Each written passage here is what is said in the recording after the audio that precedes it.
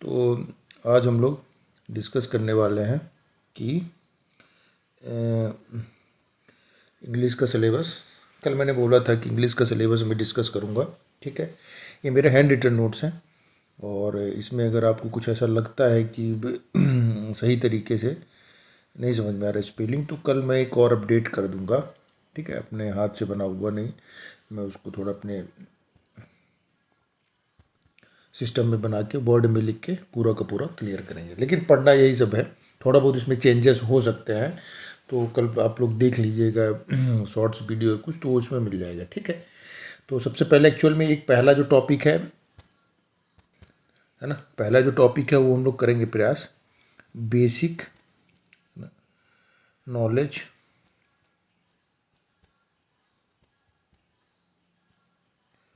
Of English, ठीक है। पहला चैप्टर में यही डिस्कशन करेंगे, है ना। प्रयास करेंगे कि जो बेसिक नॉलेज है इंग्लिश की वो हम लोग स्टडी कर पाएँ। बेसिक नॉलेज में जनरली पढ़ेंगे क्या, ये पढ़ेंगे कि इंग्लिश क्या है, ठीक है। इंग्लिश क्यों पढ़ते हैं, ठीक है, क्या ज़रूरत पड़ी है, इंग्लिश पढ़ने के फ़ायदे क्या हैं, इंग्लिश पढ़ने के नुकसान क्या है, हिंदी और इंग्लिश में क्या कॉमन है, हिंदी और इंग्लिश में क्या डिफरेंस है, संस्कृत और इंग्लिश और हिंदी में तीनों में क्या डिफरेंस है, और थोड़ा बहुत और भी दूसरी भाषाओं के साथ कंपैरिजन कर लेंगे ताकि हमें पूरी इंफॉर्मेशन मिल जाए। और इंग्लिश को हम लोग जीरो लेवल से पढ़ने का प्रयास कर रहे हैं ताकि कुछ भी चीज़ छूटे नहीं, ठीक है। उसके बाद फिर हम लोग आएंगे, डिस्कस करेंगे थोड़ा पार्ट्स ऑफ स्पीच में जो 8 होते हैं, ये 8 है।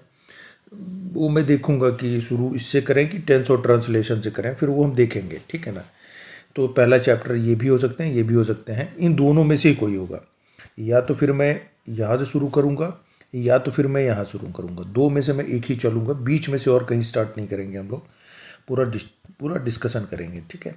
तो पहला चैप्टर ये हो सकता है कि पार्ट्स ऑफ स्पीच हो, तो यहाँ पूरा डिस्कशन करेंगे। टेंस और ट्रांसलेशन तो छोटा छोटा करके बताएंगे, ठीक है। तो शुरू में हम लोग टेंस और ट्रांसलेशन अगर पढ़ते हैं तो बेसिक से ही पढ़ेंगे, जैसे आप लोग स्कूल में पढ़ते आए हो। फिर उसको मैं एडवांस लेवल में लेके जाऊंगा। जैसे आप लोग टेंस का जो बेसिक है, जो आप लोग स्कूल में पढ़ के आए हैं, उसी को हम लोग अपग्रेड करेंगे, ठीक है। अपग्रेड करेंगे, है ना।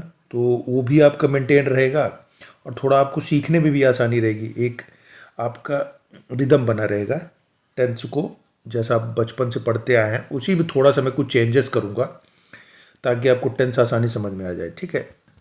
और टेंस ये जानिए कि अगर किसी को 80% करीब अगर टेंस आने लग गया है तो 80% करीब वो, और मॉडल अगर आ जाए, ठीक है, मॉडल अगर टेंस अगर आ गए हैं तो 80% से 90% करीब वो इंग्लिश बोल सकता है और ग्रामेटिकली करेक्ट इंग्लिश बोल सकता है। उसको कुछ भी रटने की ज़रूरत नहीं पड़ेगी, ठीक है। उसके बाद फिर हम लोग वॉइस पढ़ेंगे, नरेशन, ये पूरा टेंस से रिलेटेड है, ठीक है। थोड़ा बहुत इसका इफेक्ट करेगा लेकिन टेंस से रिलेटेड ही वॉइस और नरेशन है। उसके बाद फिर हम क्लासिफिकेशन ऑफ सेंटेंसेस पढ़ेंगे। क्लासिफिकेशन ऑफ सेंटेंस में हम लोग दो प्रकार का पढ़ते हैं। एक तो जब आप टेंस पढ़ते हो ना, उस समय आप ना पढ़ते हैं अफर्मेटिव, नेगेटिव, इंट्रोगेटिव और नेगेटिव, है ना। तो एक तो उस टाइप का पढ़ते हैं, एक पढ़ते हैं सिंपल, कंपाउंड, कॉम्प्लेक्स, है ना। उस तरीके का सेंटेंस पढ़ते हैं, दोनों का समझेंगे और ट्रांसफॉर्मेशन करें, सिंपल से कंपाउंड, कंपाउंड से सिंपल, कॉम्प्लेक्स सिंपल, सिंपल से कॉम्प्लेक्स, इस तरीके का सेंटेंस बनाने का प्रयास करेंगे। फिर उसके बाद आएगा फिगर ऑफ स्पीच, जो आप लोग हिंदी में जनरली जिसको अलंकार बोलते हो, ठीक है ना। उसके बारे में भी हम लोग थोड़ा डिस्कशन करेंगे, ठीक है। फिर हम लोग जनरली पहुंच जाएंगे वोकैब में। ये फर्स्ट में इनके, या जो भी मैं इसको चलाऊंगा, इन दोनों के साथ में ही वोकैब चलेगा। अगर आपके पास वोकैब आएगा नहीं तो आपको कैसे पता चलेगा कि हमें कौन सा वर्ड कहाँ यूज करना है, उसका इम्पोर्टेंट क्या है। थोड़ा बहुत उसमें बेसिक में ये सब चीज़ बताऊंगा ताकि आप उससे रिलेट हो जाए। उसके बाद फिर हम लोग पढ़ेंगे वोकैब। वोकैब बहुत सारा है, थोड़ा सा मैंने इसमें हिंट दिया है। सिनोनिम्स, जिसको आप लोग जनरली पढ़ते भी आए हैं, ठीक है। तो सिनोनिम्स है, एंटीनिम्स है, होमोनिम्स है ना, कंट्रोनिम्स है ना, हेट्रोनिम्स है, पैलिंड्रम्स हैं, ठीक है, वन वर्ड सब्स्टिट्यूशंस है, इडियम्स एंड फ्रेजेस है, वर्ड पावर है, ये बहुत इंपॉर्टेंट है। कंप्रिहेंशन में कंपोजिशन भी कभी कभार एक वर्ड इस्तेमाल कर लेते हैं हम लोग, कंपोजिशन। कंपोजिशन कैसे आप पढ़ सके, ठीक है। तो हमको लगता है कुछ ऐसे साउंड्स अगर नहीं आ रही हैं तो टेंशन नहीं लेना है, फिर से वो अपडेट हो जाएंगी और आसानी से आप उसको पढ़ सकते हैं।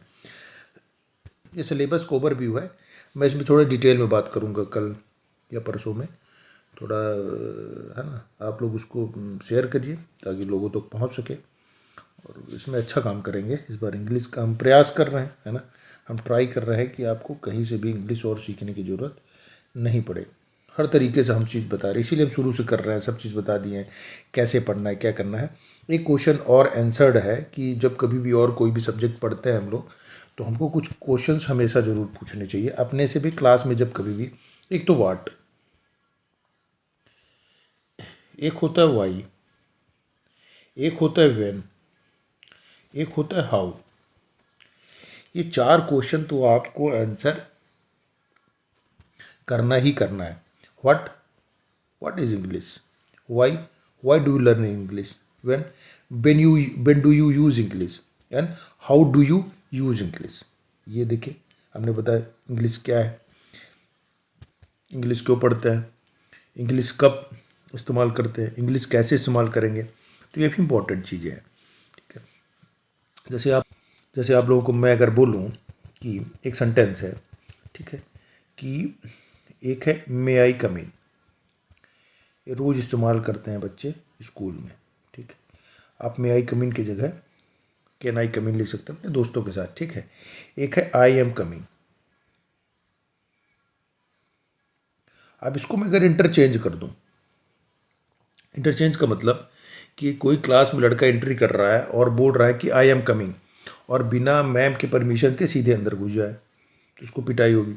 अगर घर में कोई मम्मी किसी को बुला रही हैं, तो हम लोग कभी मान ली दूसरे कमरे में है, तो हम लोग बोले मे आई कमिंग, तो वहाँ पे इसका इनवैलिड हो जाएगा, वही बोलना चाहिए था आई एम कमिंग, ठीक है।